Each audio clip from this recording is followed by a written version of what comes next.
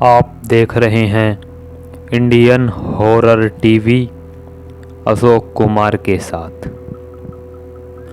तो दोस्तों, आज की कहानी दो ऐसे नादान लड़कों की है जिनकी वजह से महाप्रलय आ गया।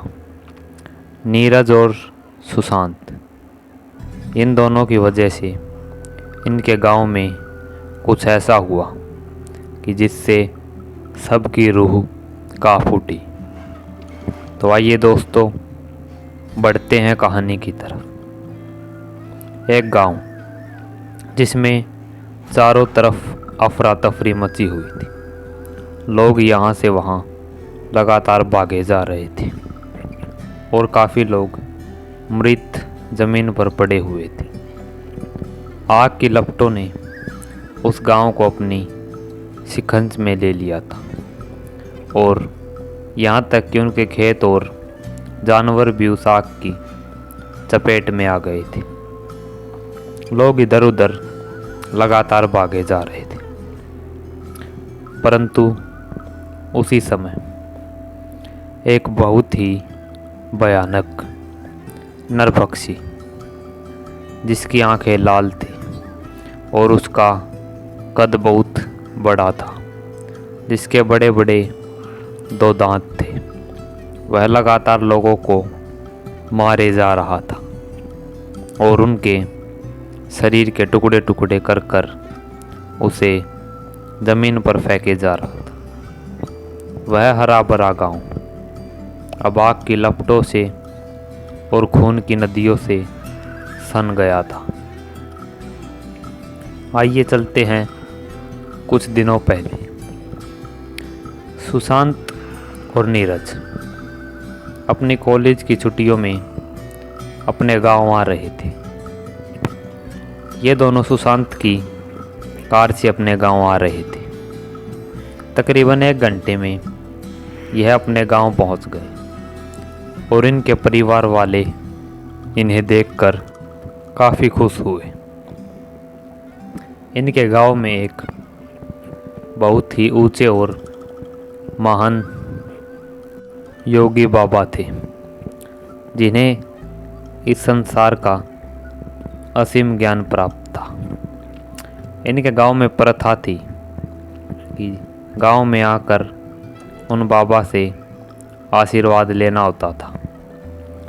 उसी प्रथा के चलते अगले दिन नीरज और सुशांत उस बाबा की कुटिया की तरफ गए।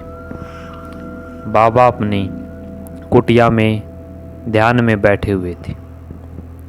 नीरज और सुशांत दोनों कुटिया के अंदर प्रवेश करते हैं और बाबा के चरण स्पर्श करके उनका आशीर्वाद लेने लगते हैं।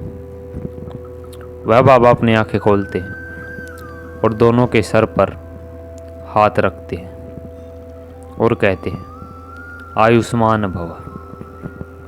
वह अपने सामने उन दोनों को बैठा लेते हैं और कुछ ज्ञान की बातें उन्हें बताने लगते हैं। परंतु नीरज काफ़ी ही चतुर और शरारती लड़का था। उसका ध्यान बाबा की बातों में नहीं था। वह अपनी नज़र कुटिया के चारों तरफ दौड़ाए जा रहा था। तभी उसे कुटिया के अंदर एक तख्त पर कुछ किताबें और ग्रंथें रखी दिखाई दी। उन्होंने बाबा से पूछा कि बाबा, यह सब किताबें कैसी हैं? बाबा ने उन ग्रंथों और किताबों की तरफ एक नज़र डाली और उन दोनों की तरफ देखते हुए बोले कि ये बहुत ही महान और उच्च कोटि की ग्रंथ है। इनमें भूत प्रेत पिशाच या दूसरी दुनिया के द्वार को खोलने के मंत्र आदि लिखे हुए हैं। जो भी इन मंत्रों को सिद्ध कर लेता है वह इस संसार में बहुत ऊंचे पद पर चला जाता है। बाबा की बातें सुनकर नीरज के मन में कुछ खुराफाती चलने लगा। उसने बाबा से कहा कि क्या मैं इन ग्रंथों को पढ़ सकता हूँ, परंतु बाबा ने उन्हें मना कर दिया और उन दोनों से कहा कि वे यहाँ से चले जाएं। अब उन्हें ध्यान में बैठना है। बाबा की बात सुनकर सुशांत और नीरज वहाँ से खड़े हुए और अपने घर की तरफ बढ़ने लगे, परंतु नीरज के खुराफाती दिमाग में कुछ और ही चल रहा था। उसने सुशांत से कहा कि हम रात को इन ग्रंथों को चोरी करेंगे। सुशांत उसकी बात सुनकर थोड़ा डर गया और बोला, नहीं, हम ऐसा नहीं कर सकते। अगर किसी ने हमें देख लिया तो ये गांव वाले हमें जिंदा नहीं छोड़ेंगे। ये बाबा को बहुत मानते हैं। परंतु नीरज ने उसे कहा कि मैंने गांव वालों से सुना है कि बाबा रात के वक्त मंदिर में एक पूजा में लीन रहते हैं।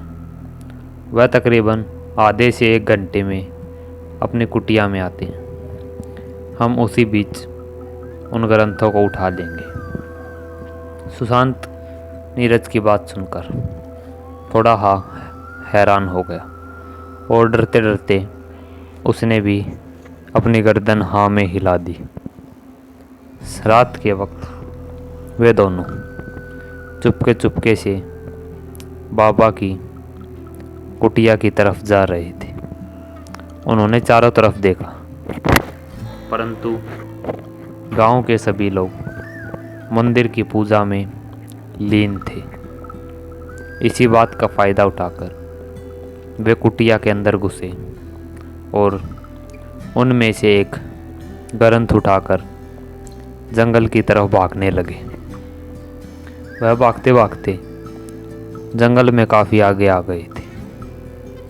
नीरज ने वह ग्रंथ खोली जो उसके हाथ में थी और उसके पेजों को पलटने लगा, परंतु दूसरी तरफ उन ज्ञानी बाबा को इस बात का एहसास हो गया कि कुछ तो बुरा हुआ है। वह मंदिर से बाहर निकले और अपनी दिव्य दृष्टि से देखने लगे और उन्हें नीरज और सुशांत जंगल के अंदर दिखाई दिए। वह लगातार तेजी से जंगल की तरफ बढ़ने लगे। इधर नीरज लगातार उस ग्रंथ के पेजों को पलटे जा रहा था। तभी एक पेज पर आकर वह रुक गया। उस पर लिखा हुआ था कि शैतानी लोक का द्वार खोलने के मंत्र। उसने उन मंत्रों को देखा और उनका जाप करने लगा। प्रतिष्ठम द्वितीया संसार द्वारम प्रकटम, प्रतिष्ठम द्वितीया संसारम द्वारम प्रकटम।